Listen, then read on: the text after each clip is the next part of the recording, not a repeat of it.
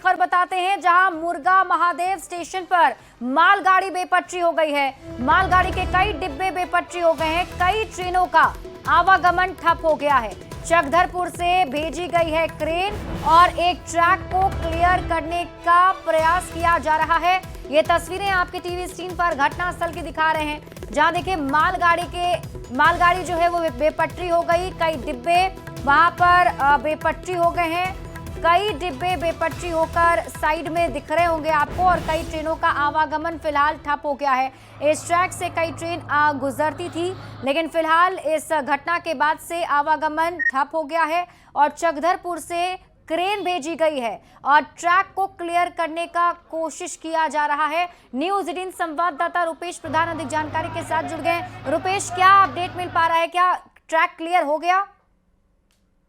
जैसे बताया जा रहा है कि यहाँ एक ट्रैक को क्लियर कर लिया गया है और दूसरे ट्रैक को जिसमें मालगाड़ी का बीच का एक डिब्बा बेपटरी हो गया था और उसके कारण वो डिब्बा दूसरे पटरी की ओर झुक गया था, जिसके कारण दोनों पटरियों में दोनों ट्रैक पर आवागमन बाधित हो गया था। कई घंटों तक बाधित रहा और ये जो घटनास्थल है ये चक्रधरपुर रेल मंडल के झारखंड और ओडिशा के सीमावर्ती क्षेत्र में नोआमुंडी के आसपास मुर्गा महादेव स्टेशन रोड है, वहां पर घटी है। और ये काफी दूर भी है चक्रधरपुर रेल मंडल मुख्यालय से। चक्रधरपुर रेल मंडल मुख्यालय से क्रेन भी वहां भेजा गया है और राहत कार्य चल रहा है।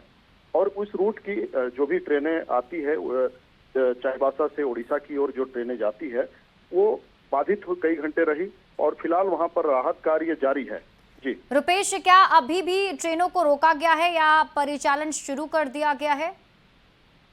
अभी स्पष्ट तौर पर रेलवे के अधिकारी इस बारे में कोई जानकारी नहीं दे रहे हैं, लेकिन जो जानकारी हमारे सूत्रों से मिल रही है वहां के कि एक ट्रैक को क्लियर कर लिया गया है और जल्द रेलवे परिचालन शुरू करने की तैयारी की जा रही है। मालगाड़ी के बेपटरी होने से जुड़ी कुछ और जानकारी मिल पाई? आखिर कैसे मालगाड़ी बेपटरी हो गई, क्या जांच अभी तक हो पाया है?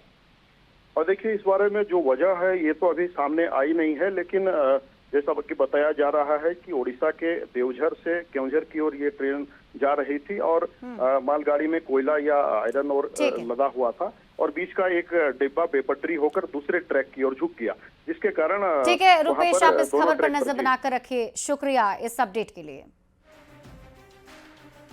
और इसी बीच एक और बड़ी खबर आपको रांची से बताते हैं, जहां काके वास्तु विहार के पास सड़क हादसा हुआ है। बाइक सवार को कार ने जोरदार टक्कर मार दी। इस हादसे में एक महिला की मौत की खबर मिल रही है। बाइक सवार शख्स गंभीर रूप से घायल बताया जा रहा है। घटना के बाद कार चालक मौके से फरार हो गया और पूरी घटना सीसीटीवी कैमरे में कैद हो गई है। ये तस्वीरें भी आपके टीवी स्क्रीन पर आपको दिखा रहे हैं, सीसीटीवी फुटेज, जिसमें आप देखिए किस तरीके से जो बाइक है उसे पीछे से आ रही कार टक्कर मार देती है। और अब बात करेंगे झारखंड में लाल आतंक के सफाई की। पुलिस और सुरक्षा बलों की ओर से लगातार चलाए जा रहे ऑपरेशन की वजह से नक्सलवाद की कमर अब टूट रही है। विकास के दुश्मनों को चुन चुन कर मारा जा रहा है। जवानों ने पिछले 6 महीने में 20 नक्सलियों को एनकाउंटर में मार गिराया है। झारखंड की हरी भरी धरती से कैसे हो रहा है लाल आतंक का सफाया, इस रिपोर्ट में देखिए।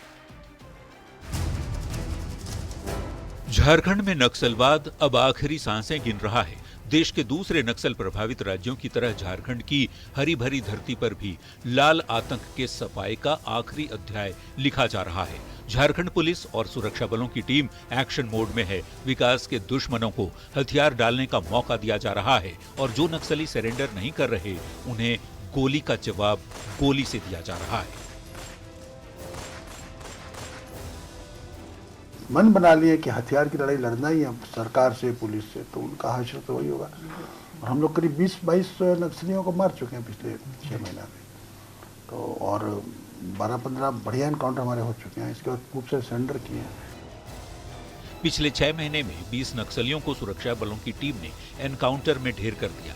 बीते दिन 16 जुलाई को बोकारो में 5 लाख का इनामी नक्सली कुंवर मांझी मुठभेड़ में मारा गया। 24 मई को लातेहार में 10 लाख के इनामी नक्सली पीपी लोहारा का एनकाउंटर हुआ। 21 अप्रैल को बोकारो में 1 करोड़ के इनामी विवेक उर्फ प्रयाग मांझी को भी टीम ने एनकाउंटर में ढेर कर दिया।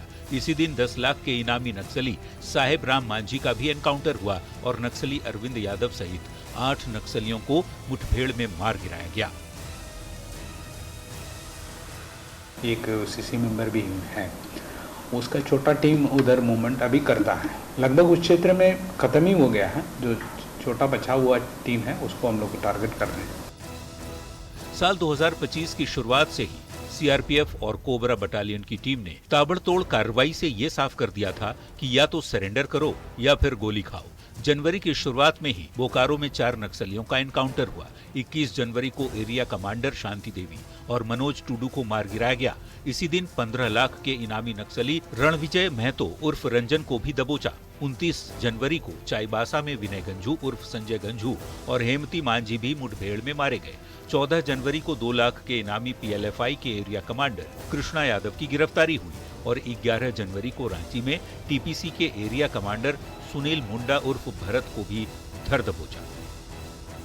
हम लोग हमारा अभियान तो लगातार जारी रह रहा है, उधर आगे भी हम लोग करेंगे। झुमरा और लुगु पहाड़ी के इलाके में 14 से 15 नक्सली थे, जिनमें से 12 को न्यूट्रलाइज किया जा चुका है। अब इक्का दुक्का नक्सली ही बचे हैं। पुलिस और सुरक्षा बलों का दावा है कि बहुत जल्द झारखंड की धरती से नक्सलियों का पूरी तरह सफाया हो जाएगा। रांची संवाददाता ओम प्रकाश के साथ ब्यूरो रिपोर्ट, न्यूज़ 18। और अब रुख करते हैं अगली खबर की तरफ। सिमडेगा से एक तस्वीर आई है जिसे देखकर आप भी हैरान हो जाएंगे।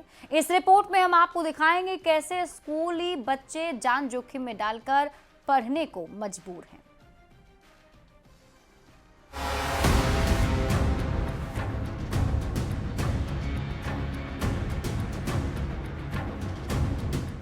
गौर से देखें इन नौनिहाल बच्चों को जो पानी को भी मात देकर पढ़ने जा रहे हैं। स्कूल बैग लिए बच्चे पानी के तेज धार को पार करके अपने भविष्य को संवारने और बनाने के लिए स्कूल जा रहे हैं। दरअसल सिमडेगा के बानो प्रखंड के कुसुमदोन गांव में लोग कई सालों से पुल के लिए तरस रहे हैं। यहाँ का सिदीर नाला जो आम दिनों में भी पार करना चुनौतीपूर्ण होता है और बारिश के मौसम में तो जानलेवा बन जाता है। नाले में पानी ज्यादा बढ़ जाने पर कई शिक्षक तो अपनी जान जोखिम में डालकर बच्चों को गोद में उठाकर नाला पार करवाते हैं। नाला से पार होते रोज दिन? हाँ। दिक्कत होता है कि नहीं? होता है। क्या चाहते हो? पुल बनाना। पुल शुरू से ही ऐसे ही पार हो रहे हो? हाँ। सरकार से मेरा यही मांग है कि प्रतिदिन हम लोग ये बरसात के सीजन में बच्चों को पार करने में बहुत समस्या होती है। बच्चों को खतरे जोखिम में डाल करके गोद में उठा करके पार करना पड़ता है। नाले के तेज बहाव के कारण जामुरसोया कुसुमदोन गांव पूरी तरह से टापू में तब्दील हो चुका है। यहाँ सिर्फ स्कूली बच्चों या शिक्षा पर ही संकट नहीं है। कई ग्रामीणों ने बताया कि समय पर इलाज न मिल पाने के कारण कई लोगों की जान भी जा चुकी है। बहुत दिक्कत होता है यहाँ नाला में पार होने के लिए। हम लोग कोई बच्चा लोग को पार करने के लिए और कोई बीमार हो जाते हैं तो बहुत दिक्कत होते हैं। खटिया में पार करने के लिए भी बहुत दिक्कत हो जाते हैं, भर जाता है तो इसीलिए कुछ हम लोग को सुविधा बनाने के लिए कोशिश कर दीजिए। ग्रामीणों और मुखिया का कहना है कि उन्होंने विधायक, सांसद से लेकर उपायुक्त कार्यालय तक कई बार आवेदन दिए हैं, लेकिन हर बार सिर्फ आश्वासन मिलता है। लेकिन आज तक नाले पर पुल नहीं बन पाया है। कई बार सर्वेक्षण की टीम भी आई, लेकिन आगे बात नहीं बढ़ी। सबको इधर से आना आगमन करते हैं और मैं यहाँ का आवेदन मैं कितना बार दी हूँ, पर यहाँ का कोई सुनवाई नहीं हो रहा है। फिर से मैं प्रशासन से अनुरोध करती हूँ कि यहाँ का पुलिया जल्द से जल्द बना दिया जाए। बहरहाल अब इस गांव की तरफ सरकार की नजरें कब पड़ेंगी ये तो आने वाला वक्त ही बताएगा, लेकिन अंतिम पायदान पर खड़े इस गांव में विकास नहीं पहुंची तो आने वाले समय में गांव में कोई भी बड़ी घटना होने से इनकार नहीं किया जा सकता। सिमडेगा से श्रीरामपुरी के साथ ब्यूरो रिपोर्ट, न्यूज़ 18। और अब रुख करते हैं अगली खबर की ओर। हजारीबाग में न्यूज़ 18 की खबर का बड़ा असर हुआ है। पूरन पुनिया गांव के अच्छे दिन आने वाले हैं, क्योंकि गांव का काया पलट होने जा रहा है। बदनसीबी के कारण बदहाली का आलम झेल रहे पूरन पुनिया गांव में विकास की बयार बहने वाली है। निरीक्षण के बाद हजारीबाग डीसी ने खुद ये वादा किया है। इस रिपोर्ट में देखिए।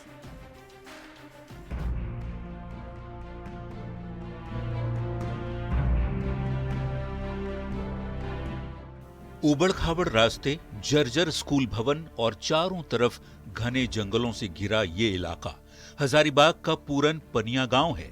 यहाँ रहने वाले लोगों की बदनसीबी और गांव की बदहाली ऐसी कि दूर दूर तक सड़क, बिजली, स्वास्थ्य और अच्छी शिक्षा व्यवस्था का नामो निशान नहीं है। आजादी के 75 साल बीत जाने के बाद भी पूरन पनिया गांव से विकास कोसों दूर है। बराबर आज़ादी के पहले से ये सिस्टम चलता आ रहा है, आज तक कोई देखने वाला नहीं मिल रहा था। ये हमारे जो अभी उपायुक्त महोदय हैं, इन्होंने आपकी जो खबर छपी थी न्यूज़ 18 का, उससे देख करके प्रभावित होकर के हमारे यहाँ आए हैं। ये वही गांव है पिछले दिनों न्यूज़ 18 पर जिसकी खबर प्रमुखता से दिखाई गई थी। किस कदर एक गर्भवती महिला को खाट पर लादकर अस्पताल पहुंचाना पड़ा। तब सिस्टम खाट पर नजर आया और आज जमीन पर, क्योंकि खबर का असर ऐसा हुआ कि प्रशासनिक महकमे में खलबली मच गई। जिले के सबसे बड़े अधिकारी यानी डीसी को भी सच का सामना करने पैदल ही आना पड़ा। कलेक्टर साहब को भी 1 मिलियन की लग्जरी गाड़ी से उतरकर 1-1.5 किलोमीटर मिट्टी के कच्चे रास्ते पर ही चलना पड़ा।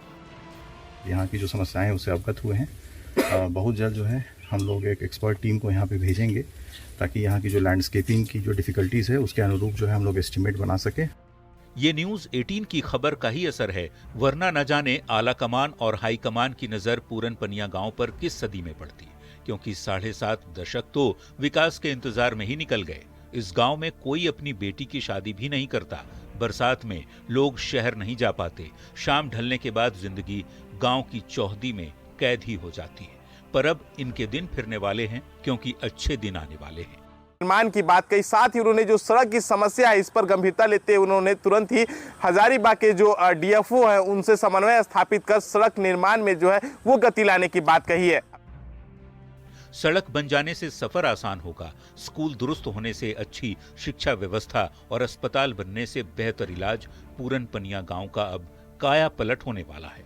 अभी तो नुमाइंदे के रूप में मुलाजिम पहुंचे हैं, देखना है विकास कब तक पहुंचता है। हजारीबाग संवाददाता सुशांत सोनी के साथ ब्यूरो रिपोर्ट, न्यूज़ 18। और इसी के साथ इस बुलेटिन में अभी के लिए बस इतना ही। आप देखते रहिए न्यूज़ 18 बिहार झारखंड।